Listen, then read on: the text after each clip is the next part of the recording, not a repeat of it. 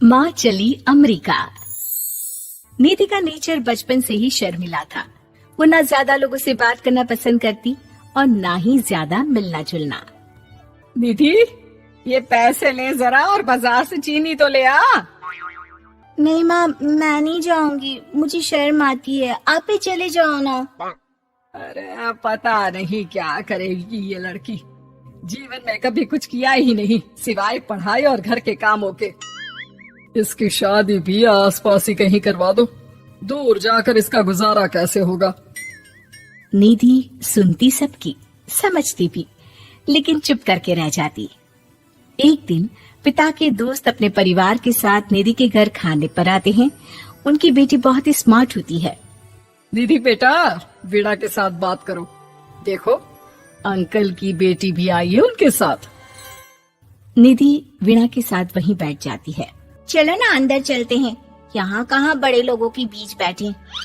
निधि माँ की तरफ देखती है और अंदर चली जाती है। वैसे मैंने ना अपना चैनल खोला है, तुम सब्सक्राइब करना उसमें। मैं ना ब्यूटी और फैशन की बात करती हूँ, ये देखो। ओह, इतने सारे लोगों के सामने तुम कैसे इतना बोल लेती हो? मुझे तो बहुत शर्म आती है। अरे शर्म कैसी। खैर, सीधी सादी सी निधि, उसकी शादी हो जाती है राकेश से। राकेश एक स्मार्ट लड़का था, उसे घूमना फिरना पसंद था, लेकिन निधि का शर्मिला व्यवहार वो समझ जाता है। अरे निधि, घर से बाहर क्यों नहीं निकलती? लोगों से मिला जुला करो, तभी तो पता चलेगा ना कि दुनिया कैसी है। क्या करना है पता करके? शादी से पहले पापा और अब आप, ठीक है ना? मुझे ज्यादा दुनियादारी में नहीं पड़ना। निधि की जिंदगी ठीक ठाक चल रही थी। उसके 2 लड़के होते हैं, दोनों को वो पढ़ाती लिखाती, उनका ख्याल रखती। निधि, 25 साल हो गए शादी को, दोनों बच्चे सेटल हैं। हम लोगों ने शहर में 2 मकान भी ले लिए। दोनों की शादी खुद का पता ही नहीं चला कैसे उड़ गया। हाँ, ये तो है। मैं खुश हूँ, जिम्मेदारियाँ आती रही, मैं निभाती रही, और क्या चाहिए। देखो, मैंने सोचा है कि अब हम लोग अमेरिका जाकर रहेंगे। यहाँ की जिंदगी तो जी ली, वैसे मुझे वहाँ बहुत अच्छी नौकरी मिल रही है। मैं कैसे चलूंगी, मुझे वहाँ का कुछ नहीं पता। अब तो जानते हैं ना कि मैं घर से बाहर ही कम निकलती हूँ। अरे तो क्या हुआ, वहाँ भी घर में ही रहना है ना, मैं हूँ ना, नौकरी करूँगा। निधि मान जाती है और पति के साथ अमेरिका चली जाती है। माँ, तुम्हारी बहू को बच्चा होने वाला है, तो क्या तुम 2 महीने के लिए यहाँ आ सकती हो? मुझे तुम्हारी बहुत जरूरत है, मैं टिकट भेज देता हूँ। हाँ हाँ, ये तो बहुत खुशी की बात है।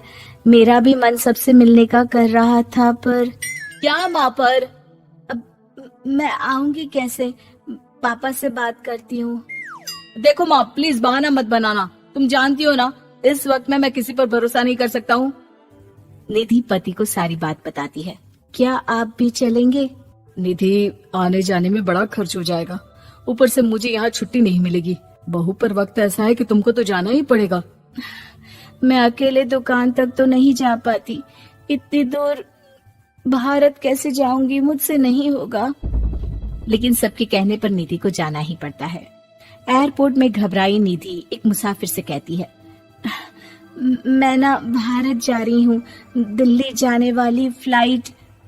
सब मिलकर निधि की मदद करते हैं और फाइनली निधि भारत पहुंच जाती है, जहां बेटा उन्हें घर ले आता है।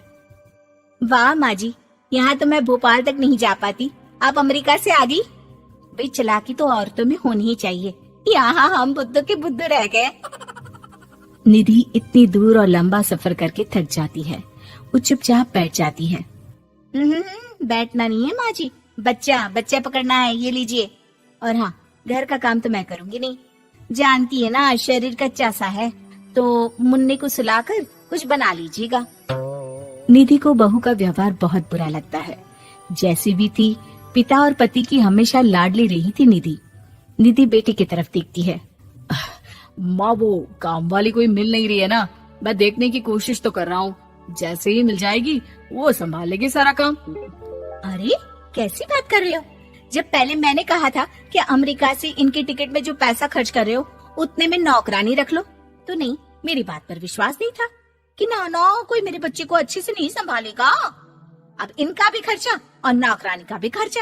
अरे ना जी ना, मैं नहीं संभाल सकती।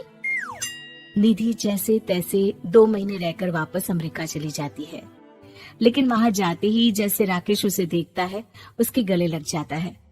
ये क्या हालत बना रखी है निधि, कैसी लग रही हो? खाना नहीं खाती थी क्या? क्या हो गया? निधि पति से कुछ नहीं कहती, बस रोती ही चली जाती है।